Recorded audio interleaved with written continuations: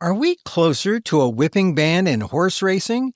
PETA blew the whistle and the Federal Oversight Agency acted. That's next on the PETA Podcast with Emil, Guillermo.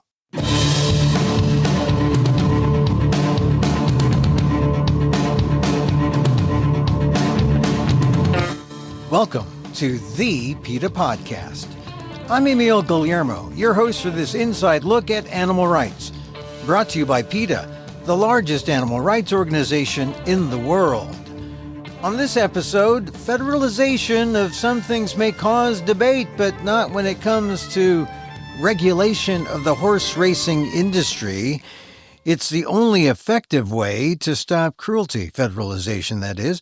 When PETA's Equine Matters Department blew the whistle on the winningest jockey in America for violations using a whip, the federal regulators took swift action.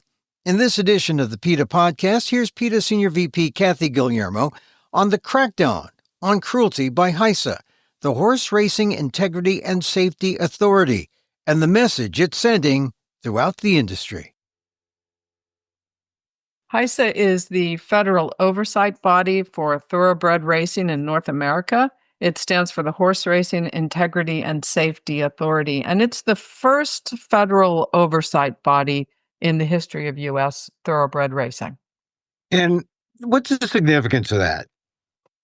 It's incredibly important, and it's something we've advocated for a long time because racing occurs in, I believe, 38 states now, approximately that number, and every state has its own regulations, and they have differed from state to state. So you could do one thing in California, but another thing in Louisiana, for example, or Texas, or Kentucky, or New York, or Florida. This was an attempt to try to protect the horses from any kind of abuse and violations by having a uniform set of rules. Not every track in every state has joined the program, and there are a couple of states that are refusing to, West Virginia and Louisiana, and they have, for that reason, suffered some punishment for it. But nearly every other racing state has agreed to the program and has agreed to abide by the regulations that HISA has put out. So before HISA, it was kind of like people did their own thing, and you can, be good in one state, but commit a violation or be abusive toward horses in another. That's correct. And it was also troubling because some states were much more serious about enforcing the regulations they had than other states. And, it's important to realize that at that time, and to a great extent today, the state racing boards are made up primarily of people who have been or are involved in the racing industry in some way. And so there's I'm not saying it's always a problem, but it certainly can be a conflict of interest, and there have been different levels of enforcement. This unifies the enforcement of the regulations. And it's a federalization of sorts of racing laws and the racing industry, but how is it funded? It's funded through fees from the tracks themselves. So not through taxpayer money, and people join voluntarily. The tracks say, we'll be part of this voluntarily. Well, yes, although if they don't participate in the program, there are some repercussions involving whether or not they can have a signal to send their races out to be seen at other tracks around the country. And that's significant because if they're seen, they can also be bet on, and that there's an incentive for that. So this is how racing works now. HISA has been around for how many years now? Well, the regulation was passed about 4 years ago, and HISA has been around since 2021. These regulations were set in 2022, and specifically the whip violations regulations that we're going to be talking about today. Yeah, and did PETA have a hand in HISA, in the creation of HISA? We did in the beginning. Because of our investigation in 2014, which was released in 2015, into the trainer Steve Asmussen and his assistant trainer Scott Blasey, that kind of propelled this issue to the Congress. Federal regulation and federal enforcement had been discussed for many years before we were ever involved, but nothing was ever done. No agreement could ever be reached. And the Jockey Club stated publicly after our investigation that if the states didn't come together and agree on certain policy changes and certain regulations, that they were going to seek federal regulations or federal enforcement and a federal oversight body. They were good to their word. The bill didn't pass the first time around. The second time around, it got the support of the legislators from Kentucky, a key racing state, and it did pass. So this is pretty significant that PETA did have a hand because of that investigation that you and others at PETA did in 2014. That's right. And I think, there were, in many ways, for people in racing, it wasn't a secret that those sorts of violations went on. The overuse of medication to keep horses running, running horses who were sick and should be resting, that kind of thing. It wasn't a shock to some people, but what was a shock was seeing it in the New York Times and seeing it in headlines all over the country. And it certainly was a wake-up call to the industry and let the public know also what was going on in too many segments of the racing industry. So this infraction that we're going to be talking about today, about the winningest U.S. jockey and how he's suspended for 6 months, is it the first time HISA has really flexed its muscle in this way, you think? No, I don't think so. I think HISA has been pretty loud and clear about the whipping violations. And what we're talking about here is that this oversight body, HISA, has set regulations across a number of areas. And one of them involves the use of the whip on horses in racing. Now, of course, we don't think there should be whips used at all. The evidence about racing is pretty clear that to a horse, when you whip a horse to make that horse go faster, that's a punishment. And not only that, it hurts. So we're opposed to the use of whips altogether. But in an effort to regulate this and to try to keep jockeys from beating horses, there are pretty strict rules that are put in place that govern what a jockey can and can't do. Without HISA enforcing, how effective are whipping laws? Well, they were effective in California in 2019 after there was an increase in the number of horses who died on the tracks, and California set about putting new rules in place to protect horses and to placate the public and legislators. And they had a very strong whip rule. Other states had basically no rules at all. So there was a great deal of varied use of rules to try to protect the horses and try to keep jockeys from basically beating the horses. I mean, we remember there was a horse in the Kentucky Derby who was whipped. I think it was American Pharoah, was whipped 34 times in the stretch going down to win that race. And it was after that Kentucky Derby that HISA was put in place and then began changing regulations to protect the horses. I wanted to get into the background of HISA so people understood, but we have this jockey, the winningest jockey so far in the U.S., suspended for 6 months for whipping. His name is Paco Lopez. Tell us about Paco. Well, when we say winningest, first of all, Mr. Lopez has won more races than any other jockey in the United States. And that doesn't mean his horses have won the most money. This is the winningest jockey in terms of the number of races won. And up to the date that he was suspended, he had won 300 races in the United States. And that was well ahead of any other jockey. So he was on his way to becoming the winningest jockey for the year of 2025. Unfortunately for the horses Mr. Lopez rides, he frequently and repeatedly and brazenly broke one specific rule that HISA has in place. And that is that a jockey cannot lift his wrist above his helmet before striking a horse. So if you can picture this, he's got the whip in one hand, and if the jockey raises his arm so high that his wrist goes above his riding helmet, he is in violation of one of the whipping rules that HISA has put in place. He did this repeatedly, as we learned. He came on our radar, though, interestingly, because we had trainers who notified us about it. They were really upset at seeing this happen. In some cases, maybe because it might have helped him win. I don't know. But in any case, other people were obeying the regulations, and Mr. Lopez was repeatedly breaking it. But just bringing your hand above your head, I mean, it gives you greater leverage, greater power, makes it more harmful to the horse.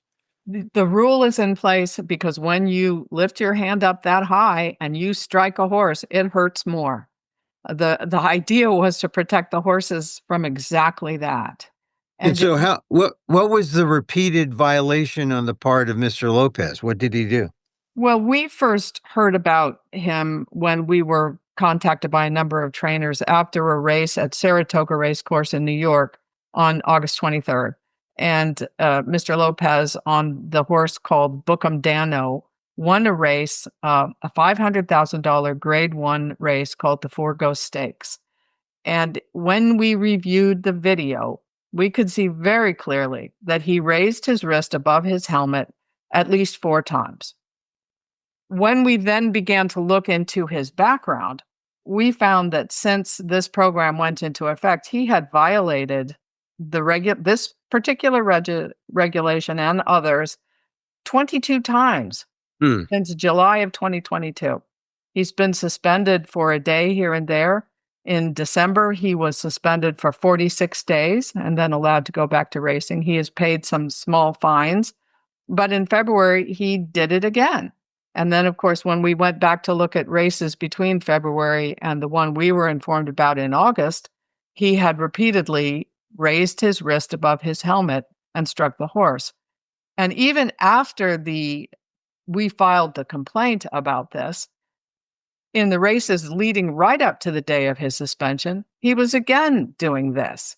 So this isn't a case of him being unaware of what the rules were. This was apparently a willful violation of a rule put in place to protect horses. And apparently, repeated offender and had been notified. I guess he just thought he could get away with it? Well, up to this point, the penalty for this violation had been something he could live with. A short suspension here and there, a $500 fine, a $750 fine. It was kind of it appears to me to be the cost of doing business for him. And I guess the owners and the trainers he worked with also didn't mind because they apparently didn't instruct him not to do this. So that is how I see it. I can't think of any other reason that he would continually violate this. Fortunately, the HISA, long before PETA ever notified them of this, had Mr. Lopez on their radar. And the last time they penalized him, they put in the settlement agreement that if he again violated a regulation, then he would be suspended for 6 months. So it was already in place what would happen. And when we then supplied the information, and I'm sure the HISA officials went back and reviewed this videotape and all the other videotape since that last violation in February, they then decided to suspend him for 6 months. Now, this may not sound like much of a penalty to those of us not involved in the world of horse racing and who think a whip has no place on the race course. But for a jockey, this is a big deal. This is quite a penalty. It's quite severe, and it certainly will cost him his title, I would guess, for winningest jockey of 2025. So, but it suggests that, number one, the enforcement was pretty lax and the penalty was not serious. And so now does this rectify it? I mean, does this send a message to jockeys and horsemen throughout the racing industry that you don't mess with HISA? Well, I think it sends the message that if you think you're going to get away with this, you're not. I think that message is clear. And I would be very shocked if Mr. Lopez came back after 6 months and continued with the same behavior. And, I just want to point out, too, that when he was suspended in December, and his suspension was a total of 46 days, the violation at that point was that he whipped a horse well after crossing the finish line. Apparently because when the horse was coming down the stretch toward the finish line, he veered out to the right. And this can cost a horse a race, winning a race, of course. And so when he crossed the finish line, and I don't mean a second after he crossed the finish line, I mean well after, he hit the horse. So it was a punishment and certainly a violation. Yeah, So there was certainly no reason to hit the horse after crossing the finish line. yes, that's correct. While we think there's never a reason to strike a horse after the finish line is despicable. And so what has been the reaction from the horse racing industry? Well, we received many thanks from the people who reported it to us for becoming involved. I thank HISA because they took action here. We acted in this case as a whistleblower, really. We were notified of something. We provided evidence that could be verified by reviewing the video of all those races, and HISA took action. So I thank them. What has happened, much to my amusement, is that quite a few people in racing have become angry that PETA said anything about this at all, and have made the unfounded accusation that HISA was doing PETA's bidding. Well, nothing could be further from the truth. And what a silly reaction. I mean, do they care about following these regulations or not? The Jockeys Guild came out supporting Mr. Lopez, apparently without ever looking at a videotape, or they would be ashamed of themselves, I would think, and suggested that PETA had done a character assassination on Mr. Lopez. I would suggest that Mr. Lopez volunteered for that job himself. It's pretty clear from the video, certainly from the Forgo Stakes and the other videos that were shown, Paco Lopez did beat continuously when he shouldn't have been beating a horse. Well, yes, not so much continuously, but he did raise his wrist above his helmet. And we're going to be releasing on our website some of the still photos from those shots that show very clearly where his hand was before he struck the horse. Now, the significance of this moment of the penalty being handed down, do you think it's going to change racing, make it less violent? How do you think the racing industry will change its behavior? We certainly hope that jockeys, trainers, and owners are paying attention. Because if you have a jockey you like, say you're an owner of a horse, a so-called owner, or a trainer, and you have a jockey you like working with, I certainly would be instructing that jockey to follow the rules, or ultimately this can be the kind of penalty that would be levied. What I hope in a larger scale is that HISA moves toward zero whipping. Carry a whip if you feel you must do so for safety, but you're not allowed to strike the horse. And I think that would be the only fair way to do this, the only right way to do this for the horse. And it's very interesting. A number of studies have been done, primarily in England and Australia, that look at that moment of the horse's speed right as they're going around the final turn and they're going into the home stretch toward the finish line. They're going at a certain speed as they come around that turn. The whipping begins. A number of studies have been done looking at how effective the use of a whip to make a horse go faster actually is. And most of these have been done in Australia and in England. And virtually all of them have found that at that moment that the horse and the jockey come around that final turn, going into the home stretch toward the finish line, the horse is at a certain speed. When the horse is whipped for the first time, there's actually a slight deceleration right at that moment. In other words, the horse slows down a tad rather than speeding up a tad. The horse is going fast, apparently doing a really great job, and then is punished for doing exactly what has been asked of him. And so I'm not sure that, just from the standpoint of whether or not you want to win a race, that the whip is the best idea anyway. Of course, certainly from a humane standpoint, it's not. But all of this should be taken into consideration. The other thing that has bothered me for many years is that when horses are whipped to make them go faster, the racing industry calls this using a riding crop for encouragement. So, first of all, the language is offensive. They're whipping the horse to make him go faster. That's really what's going on there. And then they will turn around and say, we have to have the whip for safety reasons. If the horse gets out of control, we need to be able to correct that. So in practically the same breath, they're saying they need a whip for encouragement and for punishment. And this really is illogical and makes no sense. So we have HISA now flexing its muscles after PETA has come to them as a whistleblower. They've cracked down on the leading or the winningest jockey in America, suspending him for 6 months. This has got to be a kind of part of the evolution of racing that you saw was worth, how does this fit in with where you think racing should be? Because is it going to make racing kinder and gentler? And maybe, let's see, let me ask you a different question. So now that PETA has been a whistleblower and HISA has taken action, how does this fit into your vision of where racing should be in America? Well, that's a very complex question. I would just say that, first of all, we do have a federal oversight body for the first time in the history of racing. It's putting in place regulations to try to protect the horses and frankly, to protect the industry itself. The rules are not as strong as we would like. To use an animal at all in this sort of endeavor, you could really criticize that to begin with. But setting that aside, we have to think about how we're going to protect the horses.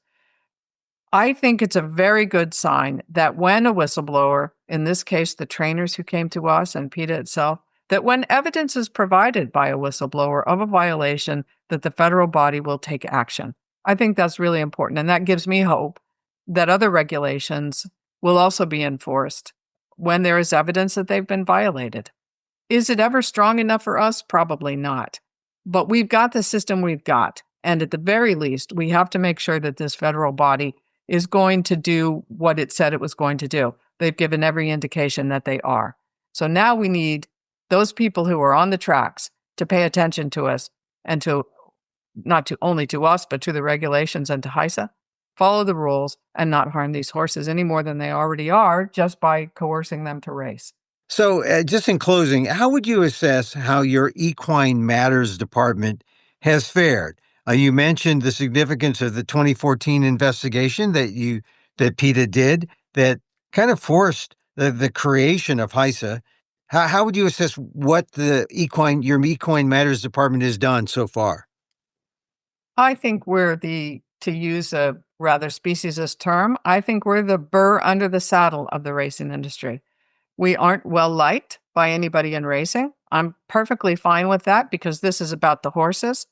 And I think we have brought much needed attention to the things that happen to horses in racing that harm them, to what happens to horses at the end of their racing lives when too many of them went and frankly still go to other countries to be slaughtered, the misuse of medication, the use of illegal substances, racing horses when they should be recuperating from injury or from strain. All of these issues were issues that people in racing knew about, and there were people in racing working to change it as well, but it wasn't very effective. And I think that what we have done is brought it into the spotlight, into the public eye, and that has forced the industry to do what it has known all along it needed to start doing. Which is care for the horses. To put these animals first. They're making their money from these animals. These animals provide their livelihood. And if I hear one more time how much people in racing love their horses, while thousands of them are still going to slaughter after they're done with them, while horses are breaking bones on tracks at an appalling rate, while not every single measure that could be done to protect horses is taken, if I hear one more time that they love their horses without doing these things, I think I'll just have to scream. But what I really will do is continue to be that nudge, to be that burr under the saddle, to be that voice that speaks out for horses.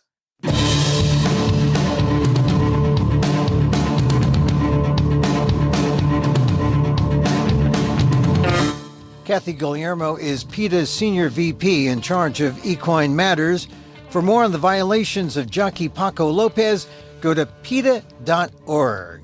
And that's our show for today. Thank you for listening. Don't forget to send a link of this show to your friends. Tell them you like the PETA Podcast. You can contact us at PETA.org. You can find me on X at Emil Amok. That's EMILAMOK. or see me at amok.com, or find this podcast on YouTube at Emil Amok 1.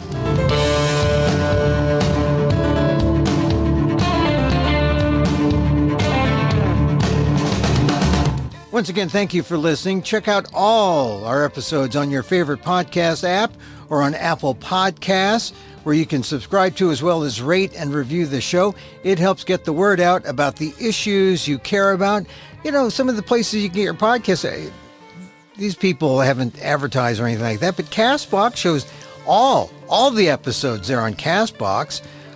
You might find some things annoying about CastBox, but there are all sorts of places to do and to podcast these days. Our music is provided by CarbonWorks. Check them out on YouTube. And join us again next time for more insight into animal rights and the fight for a cruelty-free world on the PETA Podcast. I'm Emil Guillermo.